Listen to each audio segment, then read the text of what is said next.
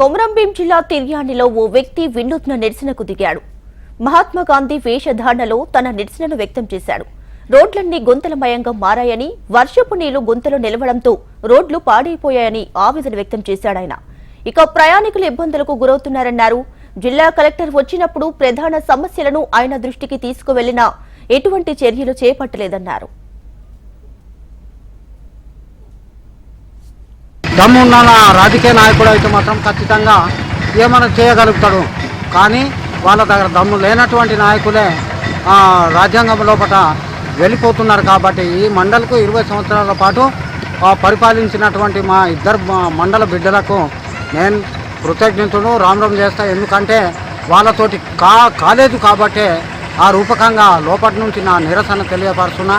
వేరే రూపకంగా అయితే ఎవరిని విమర్శ పెట్టా. కానీ ఈ మండల అభివృద్ధి కోసం అయితే ఈ తిర్యాని నుంచి ట్రింక్ లైన్ వరకు అయితే ఖచ్చితంగా ఈ రోడ్డు తప్పనిసరిగా చేయాలనుకునే ఈ రిలే దీక్ష ఈ మహాత్మా గాంధీ వేషధారణలో పెట్టుకున్న శాంతి సముద్రకోణ గొప్పది కాబట్టే అలాంటి శాంతితోటే ఈ మన సమస్యను నెరవేర్చాలనే తపనతోటే ఈ రూపకంగా నేను ఈ రోజున శాంతియుత ధర్మ పోరాటానికి పూనుకున్నా.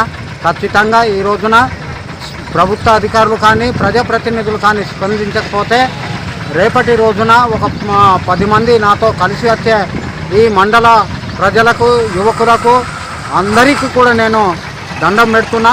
ఎందుకంటే ఈరోజు ప్రభుత్వం నిరసన తెలిసినా స్పందించకపోతే రేపటి రోజున గడ్డపార చెలకపార తట్ట పట్టుకొని ఎక్కడైతే గుంతలు పడి ఉన్నాయో ఆ గుంతలలో పూడుస్తూ నేను వెళ్ళిపోతా.